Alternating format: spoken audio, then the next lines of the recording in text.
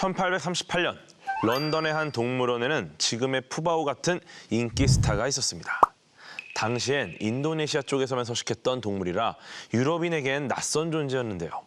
바로 사람의 옷을 입고 사람처럼 행동했던 3살짜리 오랑우탄 제니였습니다. 이 오랑우탄 제니는 지푸라기로 기차를 만들고 사람처럼 스푼을 들고 차를 마셨습니다. 빅토리아 여왕은 그 모습을 보고 불쾌할 정도로 인간을 닮았다며 언짢아 했는데요. 그만큼 당시 유럽인들에게 오랑우탄은 인간과 동물의 경계를 모호하게 만드는 당혹스러운 존재였습니다. 그런데 이때 동물원을 어슬렁거리던 한 청년은 제니를 오랫동안 유심히 관찰합니다. 그리고 이런 기록을 남겼습니다. 제니는 질투할 때 자신의 치아를 드러내며 짜증내는 소리를 낸다. 제니는 사육사가 사과를 주면 이 세상에서 가장 만족한 표정으로 사과를 먹는다. 이 청년은 오랑우탄도 인간 같은 감정 표현이 가능하다는 결론을 내리는데요. 세상을 보는 눈이 어쩐지 남달랐던 이 청년. 인간과 원숭이는 같은 조상에서 나왔다. 모든 생물에겐 공통의 조상이 있다. 고 주장한 이 사람. 바로 찰스 다윈입니다.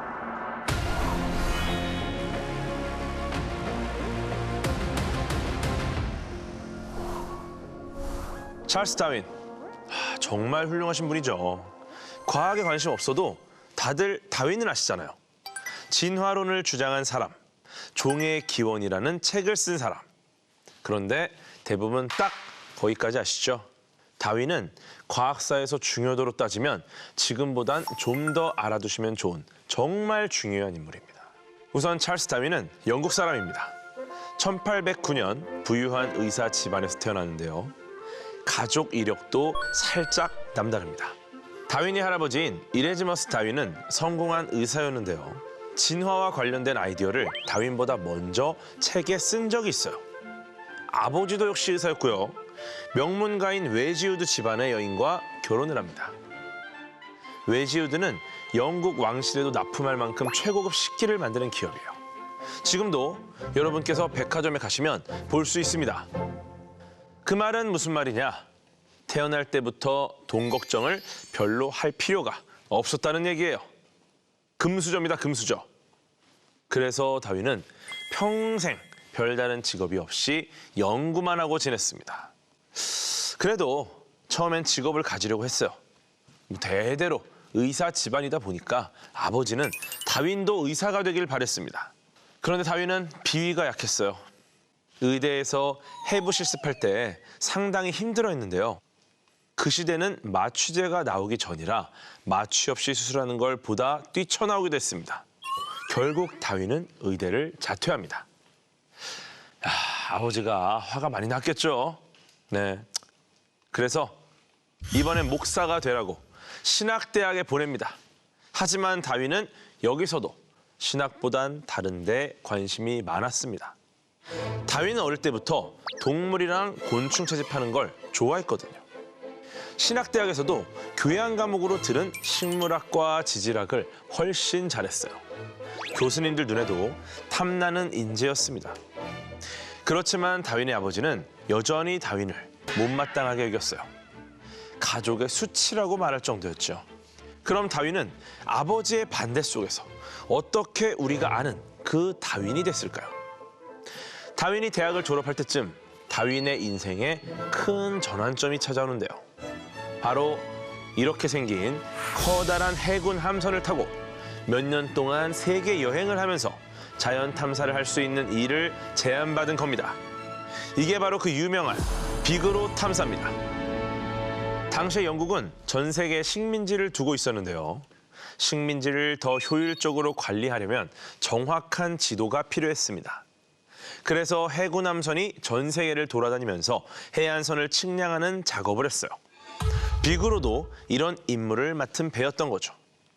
그런데 항해를 몇 년 동안 하려면 외롭잖아요.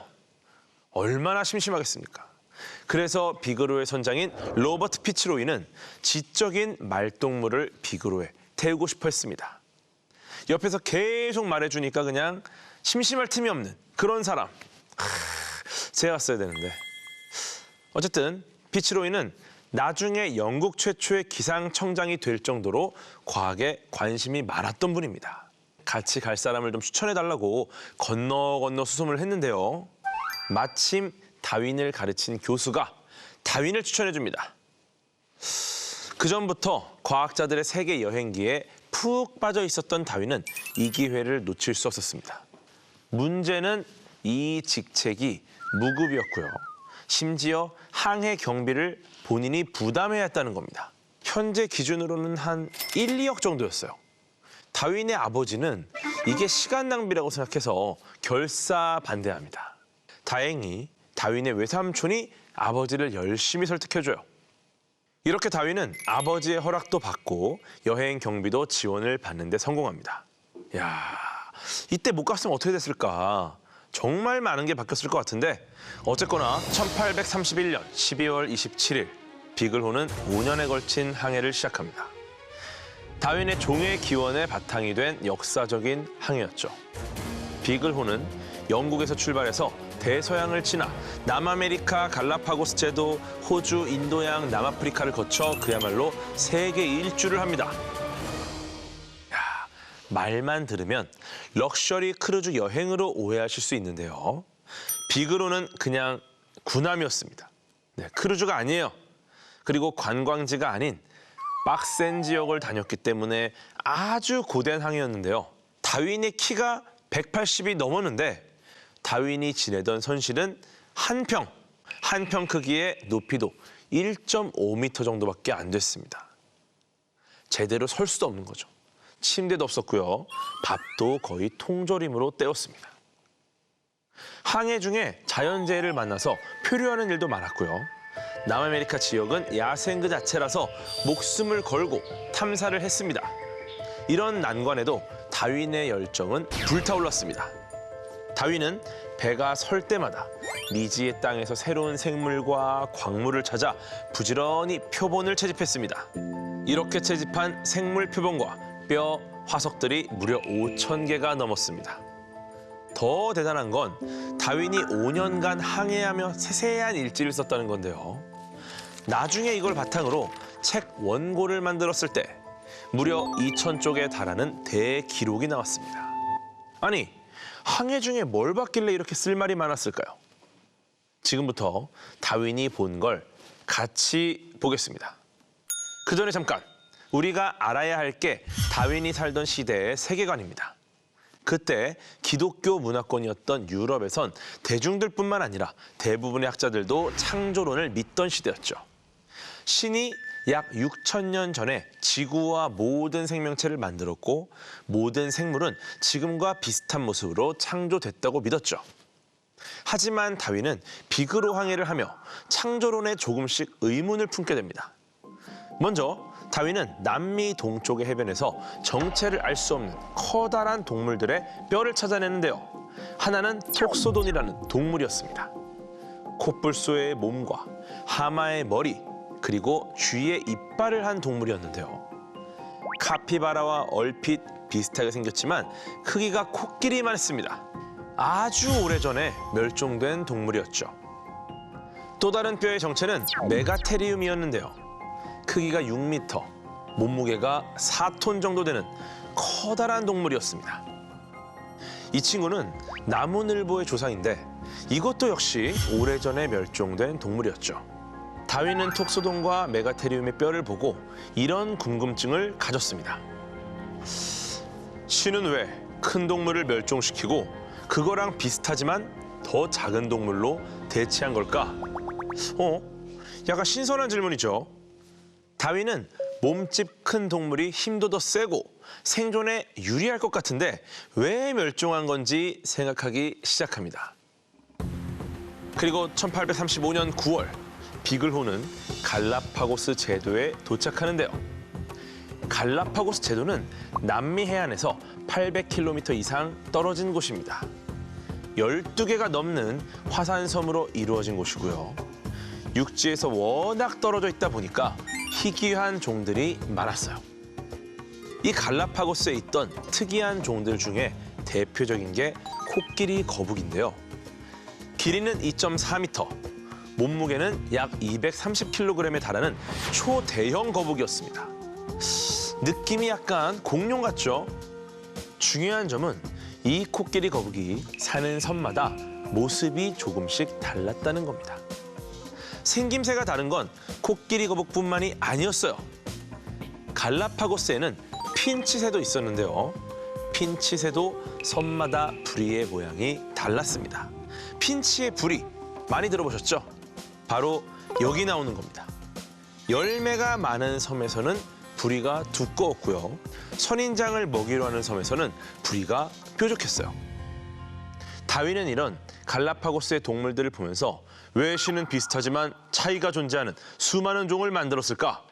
라는 의문을 품습니다. 그리고 여기엔 신의 의도와는 무관한 자연의 원리가 존재할 것이라는 추측을 하게 되죠. 같은 생물도 환경의 차이로 변화할 수 있다는 생각을 하게 됩니다. 진화론의 힌트를 얻게 된 거죠. 1836년 10월, 비글호는 약 5년간의 항해를 마치고 영국으로 돌아옵니다.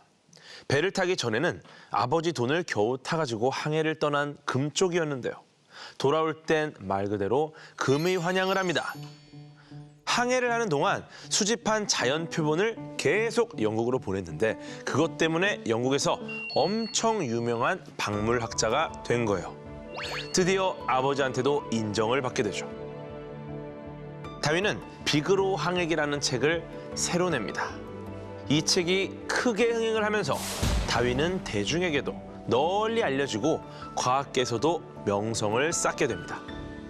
하지만 우리가 아는 진화론은 이때까진 등장하지 않습니다. 우선 창조론과 반대되는 주장을 쉽게 발표할 수 있는 상황이 전혀 아니었거든요. 거기다 사실 다윈 이전에도 진화론을 주장하는 사람들이 있었는데 근거가 부족해서 잘 받아들여지지 않았어요. 그래서 다윈은 진화론을 어디에 내놔도 설득력 있는 이론으로 만들기 위해 아주 긴 시간을 쓰게 됩니다. 이때 다윈에게 커다란 영감을 준 책이 있었는데요. 바로 경제학자 토머스 멜서스가 쓴 유명한 고전 인구론이라는 책입니다. 이 책에서 멜서스는 인구가 식량보다 훨씬 빨리 늘기 때문에 기근이나 질병, 전쟁 같은 조절 메커니즘이 나타나서 인구를 제한하게 된다고 주장을 했습니다. 다윈은 이 책을 보고 무슨 힌트를 얻은 걸까요? 자, 다윈의 생각을 한번 따라가 보겠습니다. 동물은 영토와 먹이, 번식을 위해 경쟁한다. 이 중 자신이 사는 환경에 유리한 특징을 가진 동물이 번식할 기회가 높아진다. 그러면 이 유리한 특징을 다음 세대가 물려받는다. 이건 농부가 더 많은 양털을 얻기 위해 양털이 많은 양들끼리 교배시켜서 몇 세대가 지나면 털이 많은 양들이 훨씬 많아지는 현상이나 마찬가지다. 즉 자연도 농부처럼 선택을 한다. 뭘? 특정 환경에서 살아남고 번식하기에 유리한 동물을 선택한다. 다윈은 이 과정을 자연 선택이라고 불렀습니다. 그리고 진화는 이 방법을 통해 이루어진다고 믿었죠. 이런 자연 선택에 의한 진화는 종의 기원에서 핵심이 되는 내용입니다.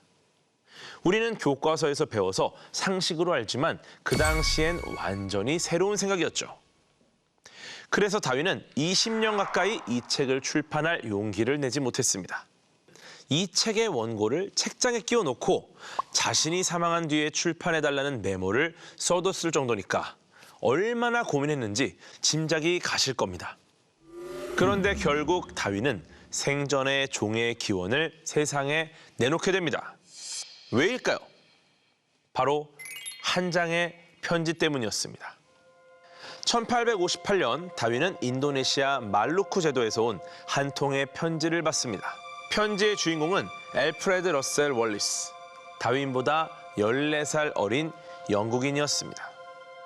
월리스는 다윈처럼 직접 탐사를 떠나 생생한 자료를 얻은 사람이었고 다윈을 굉장히 존경했는데요. 자신이 쓴 논문이 출간할 가치가 있는지 물어보려고 다윈에게 편지를 썼던 겁니다. 그런데 편지를 받은 다윈은 깜짝 놀라고 맙니다. 자기가 쓰고 있던 종의 기원의 요약본 같았거든요. 다윈이 진화론을 오래전부터 연구해온 걸 알고 있던 친한 과학자들은 이 소식을 듣고 부랴부랴 다윈 구출 작전에 들어갑니다. 우선 학회에 발표할 논문을 급조했어요. 그리고 1858년 학회에 이 논문을 다윈과 월리스 두 사람의 이름으로 기습 발표를 합니다. 이 사건 이후 다윈은 이제 출간을 더 미룰 수 없다고 생각합니다. 그래서 서둘러 20년간의 연구를 정리해 약 500쪽의 원고를 완성했어요. 1859년 11월 마침내 종의 기원이 세상에 나옵니다. 종의 기원은 그야말로 대박이 났어요. 그런데 어마어마한 파장을 몰고 옵니다. 진화론을 뒷받침하는 수많은 증거들을 내놨는데도 종교계뿐만 아니라 많은 과학자들에게도 격하게 비판을 받았습니다. 종의 기원에는 자연 선택만큼이나 논쟁적인 내용이 또 있었거든요. 바로 모든 생명체가 공통된 조상을 갖고 있다는 내용이 들어있었던 겁니다. 진화라는 게 공통의 조상에서 나무가 가지를 갈라져 나오듯이 벌어졌다는 이야기였죠. 다윈은 이걸 생명의 나무라는 그림으로 표현했습니다. 생명의 나무에 따르면 인간과 침팬지는 공통 조상에서 갈라져 나온 생명체들인데요. 당시 사람들은 이걸 왜곡해서 인간이 원숭이에서 진화했다는 거나 마찬가지라고 공격했습니다. 얌마, 그럼 원숭이가 사람이 있다는 거냐? 딱 봐도 화력이 엄청난 질문이죠. 이 문제로 1860년 옥스퍼드 대학교에서 토론이 펼쳐집니다. 아쉽게도 다윈은 건강 이슈로 참석하지 못했고요. 다윈을 지지했던 유명 생물학자 토머스 석슬리가 토론자로 나왔습니다. 진화론 반대파로는 영국 성공회의 고위성직자인 윌버포스 주교가 나왔어요. 먼저 윌버포스 주교가 선빵을 날립니다. 당신의 할아버지 선조가 원숭이요? 아니면 할머니 선조가 원숭이요? 어느 쪽이요? 헉슬리는 정말 이렇게 심각한 비난, 공격, 악플 받고 이렇게 받아칩니다. 신이 선물한 지적 능력을 가지고도 진실을 왜곡하는 인간을 할아버지로 삼느니 차라리 정직한 원숭이의 후손이 되는 게 낫겠소. 이 토론회 이후로도 논쟁은 계속됐고요. 다윈은 11년 뒤 인간의 유래와 성선택이라는 책을 내서 인간이 유인원에서 진화했다는 왜곡에 정면으로 반박했습니다. 지금까지 종의 기원에 대해 이런저런 이야기를 해봤는데요. 종의 기원은 결국 왜 그렇게 인류 역사에서 중요한 책이 된 걸까요? 여러 가지 의미가 있지만 중요한 점은 다윈이 인간의 위치에 대한 패러다임을 바꿔놨다는 겁니다. 그전까지 사람들은 인간이 자연계의 최상위층에 있는 아주 특별한 존재라고 생각했거든요. 그런데 다윈이 제시한 생명의 나무에 따르면요. 인간은 그저 환경에 맞게 살아남은 현존하는 수많은 종 중에 하나일 뿐입니다. 코페르니쿠스의 지동설이 지구가 우주의 주인공이 아니라는 걸 알려준 것처럼 다윈은 인간이 자연의 주인공이 아니라는 걸 직시하게 해준 거예요. 그래서 종의 기원이 그토록 혁명적이었던 겁니다. 그런데요, 종의 기원은 위대한 책이지만 다윈의 이론으로도 설명되지 않는 것들이 있었습니다. 예를 들어 기린마다 목의 길이가 다 다른 이유, 성인인 인간의 키가 다 다른 이유, 이런 걸 제대로 설명할 수 없었어요. 이건 유전자 때문에 생기는 현상인데요. 같은 종이어도 유전자가 조금씩 달라서 그런 거예요. 그런데 다윈의 시대에는 아직 유전자라는 개념이 발견되지 않았기 때문에 이걸 과학적으로 증명할 방법이 없었습니다. 다윈의 진화론에서 부족했던 퍼즐들은 후대의 과학자들 덕분에 하나둘씩 맞춰집니다. 1952년 DNA가 유전물질이라는 것이 밝혀졌고요. 이어서 1953년 DNA가 이중나선 구조라는 걸 밝혀내면서 유전자가 후대에 전해지는 원리까지 알게 되죠. 그런데 말입니다. 진화의 비밀을 풀어가는 과정에서 발견한 이 유전자가 엄청난 열쇠가 되어 새로운 시대의 문을 열게 됩니다. 바로 인류가 유전의 과정, 진화에 인위적으로 개입할 수 있는 시대가 열린 거죠. 유전자 편집 기술, 유전자 가위를 이용해서 말이죠. 조금 현대로 와보겠습니다. 2020년 10월 7일, 2명의 과학자가 노벨 화학상 수상자로 선정됐는데요. 이들의 공로는 크리스퍼 캐스9이라는 유전자 가위를 개발한 거였습니다. 이 2명의 과학자 덕분에 인류는 과거에 멸종된 종을 복원할 수 있는 가능성을 갖게 됐고요. 반대로 현존하는 종을 멸종시킬 수도 있게 됐습니다. 유니콘처럼 판타지 속에 존재하는 동물도 만들 수 있게 됐죠. 신의 영역이었던 생명의 설계에 도전한 두 사람. 오늘의 두 번째 주인공, 제니퍼 다우드나와 에마뉴엘 샤르팡티에입니다.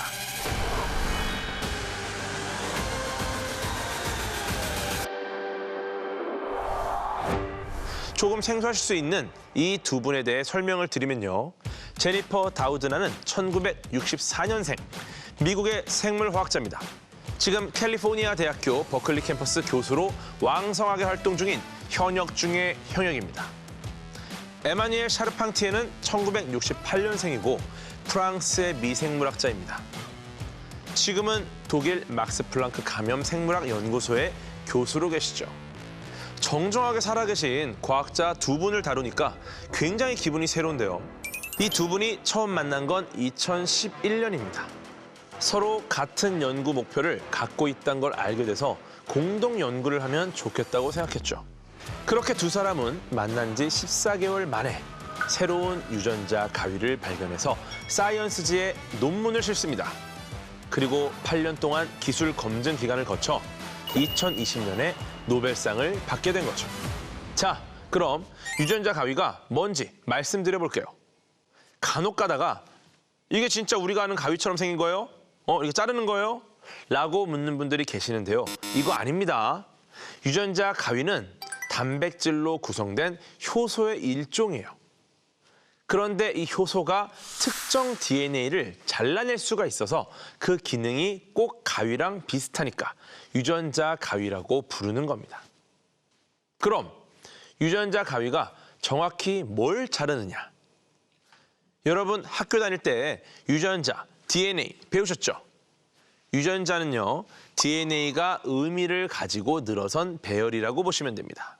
예를 들어 가나다라 과학마바사 궤도 자차 카타라는 문장이 있다고 칩시다. 여기서 의미를 가지는 단어는 궤도와 과학, 이 둘밖에 없습니다. 글자 하나하나가 DNA라면 궤도와 과학이 유전자에 해당되는 거예요. 이 문장에서 과학이라는 단어를 괴학이나 기학으로 바꾸면 뜻이 달라지거나 의미가 없어지죠. 그것처럼 어떤 유전자를 구성하는 DNA의 배열이 바뀌면 그 유전자는 기능을 잃거나 오히려 해로워지기도 합니다. 생물체에게 어떤 질병이 생기게 될 수도 있는 거죠. 그럼 이렇게 문제가 생긴 유전자를 잘라내고 다른 정상적인 유전자를 그 자리에 붙이면 질병을 치료할 수 있겠죠? 그래서 유전자 가위는 쉽게 말하면요. 어떤 블록의 조합이 있는데 거기서 특정 블록을 찾아서 원하는 블록으로 교체하는 거라고 생각하시면 돼요. 그런데 이 유전자 가위라는 건요. 사실 제니퍼 다우드나랑 에마뉴엘 샤르팡티에가 처음 만든 건 아닙니다. 이분들이 만든 건 무려 3세대 유전자 가위예요. 3세대? 그럼 당연히 뭐가 있죠? 1세대, 2세대가 있겠죠. 먼저 1세대 유전자 가위는 1996년에 개발되는데요. 징크핑거 뉴클리아제라고 합니다. 그 다음에 나온 게 2009년에 나온 2세대 유전자 가위 탈렌입니다. 2012년에 나온 게 3세대 유전자 가위 크리스퍼 캐스9입니다. 기존 유전자 가위가 가졌던 아쉬운 점을 모두 제거한 그야말로 완벽에 가까운 유전자 가위인데요. 이름이 좀 복잡하죠? 크리스퍼는 박테리아 미생물이 갖고 있는 면역 체계인데요. 이 원리를 활용해서 유전자 가위를 만든 거예요. 박테리아가 어떻게 면역작용을 하냐면요. 자신의 세포 안으로 들어온 바이러스의 유전자를 인식해서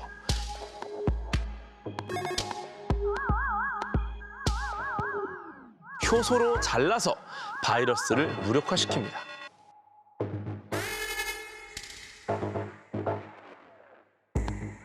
Cas9은 단백질 효소예요. 얘가 DNA를 자르는 거죠.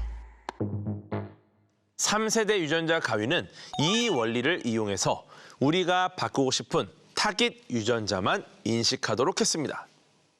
자, 그런데 왜 1세대, 2세대는 노벨상을 못 받고 3세대만 노벨상을 받았을까요? 물론 노벨상이 전부는 아니지만 그만한 이유가 있습니다. 일단 3세대 유전자 가위가 1, 2세대에 비해서 정확성이 굉장히 높아요. 1, 2세대는 목표 지점이 아니라 다른 지점을 자를 수 있는 가능성이 높았는데요. 문제없는 부분을 자르면 안 되잖아요. 그런데 3세대는 오류가 발생할 가능성이 무려 4조 4천만 분의 1밖에 안 됩니다. 거기다가 3세대 가위는 시간과 비용도 획기적으로 낮췄어요. 1세대 유전자 가위로 유전자 편집을 하려면 최소 약 5,000달러의 비용이 들었는데요. 3세대는 똑같은 일을 하는데 30달러밖에 안 듭니다. 비용 차이가 어마어마한 거예요. 그리고 1세대 유전자 가위로 특정 유전자를 제거한 생쥐를 만드는데 최소 1년 정도 걸렸다면 3세대는 2개월 안에 가능합니다. 이렇게 유전자를 편집하는 데 드는 비용과 시간과 노력을 획기적으로 줄여줬기 때문에 3세대 유전자 가위가 노벨상을 받게 됩니다. 그럼 3세대 유전자 가위가 세상에 나오면서 뭘 할 수 있게 됐을까요? 우선 굉장히 논란이 많은 부분인데요. 이론적으로 맞춤형 아기를 만들 수 있게 됐습니다. 아기가 태어나기 전에 배아 상태에서 유전자를 편집해서 원하는 유전자를 가진 인간을 만들 수 있게 된 거예요. 처음 설계도가 하나 있을 때 요거를 수정하면 그 설계도가 쫙 복제되면서 이제 온몸이 전부 그 설계도대로 만들어지겠죠. 야, 그러면 똑똑하고 병에도 안 걸리고 각종 유전적인 장점을 가진 아이를 만들 수 있으니까 이게 좋은 거 아니야? 라고 생각할 수 있는데요. 긍정적으로만 볼 수 있는 문제는 아닙니다. 여러분, 가타카라는 영화 보시면요. 빈부격차로 인해서 유전자 격차가 생기는 걸 볼 수가 있어요. 유전자 때문에 차별받는 세상이 된 거죠. 일단 유전자 가위로 맞춤형 아기를 만드는 건 여러 가지 윤리적인 문제가 있을 수 있기 때문에 전 세계적으로 허용이 되지 않습니다. 그런데 2018년에 이런 유전자 편집 아기를 만들어낸 과학자가 있었습니다. 중국의 허젠쿠이 교수였는데요. 남편이 에이즈에 걸린 부부가 있었는데 태어날 아이가 에이즈에 걸리지 않도록 유전자를 교정한 겁니다. 이렇게 해서 실제로 나나와 루루라는 쌍둥이 아이가 태어났어요. 이걸 몰래 해도 문제인데 발표까지 합니다. 허젠쿠이는 생명윤리를 위반했다는 비난을 전 세계적으로 받았고 중국 정부도 불법 의료 행위로 징역 3년에 6억 원 정도의 벌금을 선고했습니다. 이렇게 금단의 영역 말고 실제로 가능한 영역도 많은데요. 여러분 요즘 디카페인 커피 많이 드시죠? 디카페인 커피콩은 원래 화학적인 방법으로 만듭니다. 주로 커피콩을 물에 담가서 화학약품으로 카페인을 제거하는 방식인데요. 이렇게 하면 원래 커피의 풍미를 지키기가 굉장히 어렵습니다. 저 같은 사람들에게는 거의 차이를 느끼지 못하겠지만 그래도 커피 애호가분들은 맛을 미세하게 다르게 느낄 겁니다. 그런데 크리스퍼 유전자 가위 덕분에 훨씬 더 일반 커피에 가까운 디카페인 커피를 만들 수 있게 됐습니다. 아예 카페인을 만드는 유전자를 제거하는 거죠. 과학자들은 유전자 가위로 멸종된 동물을 복원하는 것에도 도전하고 있습니다. 바로 4,000년 전에 멸종된 털 매머드인데요. 매머드는 긴 털로 뒤덮인 거대한 코끼리로 영하 40도의 추위를 견뎌낼 수 있는 동물입니다. 그럼 어떻게 복원하냐? 매머드의 특징적인 유전자를 유전자 가위를 통해서 아시아 코끼리 유전자에 집어넣겠다는 건데요. 현존하는 동물 중에 아시아 코끼리가 유전적으로 매머드랑 가장 가깝거든요. 2010년대 중반부터 도전 중인데 아직 성공하진 못했습니다. 미국의 한 기업에서는 2028년을 목표로 시도 중인데요. 생태계 교란에 대한 우려로 여러 관점이 공존하고 있기는 합니다. 그래도 영화처럼 더 먼 미래에는 공룡을 복원하는 것도 꿈꿀 수 있지 않을까 싶네요. 그렇지만 유전자 가위의 역할로 제일 중요한 건 유전병, 난치병을 치료하는 겁니다. 유전병 중에 낫적혈구병이라는 게 있는데요. 우리나라엔 잘 없지만 아프리카에서는 이 병에 걸리면 20세 이전에 사망하는 경우가 많아요. 다행히 2023년에 크리스퍼 유전자 가위를 장착한 신약이 영국과 미국에서 승인을 받았습니다. 치료할 수 있는 길이 열린 거죠. 3세대 유전자 가위가 나온 지 약 10년 만에 꽤 많은 성과를 거뒀죠. 하지만 다우드나와 샤르팡티에게 영광만 있는 건 아닙니다. 원자폭탄을 개발하고 후회했던 오펜하이머처럼 이분들도 윤리적인 고민에 빠집니다. 환자를 치료하는 걸 기대하고 만들었는데 비도덕적인 목적을 가지고 인간의 유전자를 변형하는 것도 자칫하면 가능해지는 겁니다. 다우드나는 이런 상황을 걱정하며 본인의 책에 이렇게 썼습니다. 우리가 무슨 짓을 한 걸까? 나는 흡사 프랑켄슈타인 박사라도 된 기분이었다. 나는 괴물을 창조한 걸까? 결국 유전자 가위 개발에 책임을 느낀 다우드나는 2015년 12월 국제인간유전자 편집회의를 소집합니다.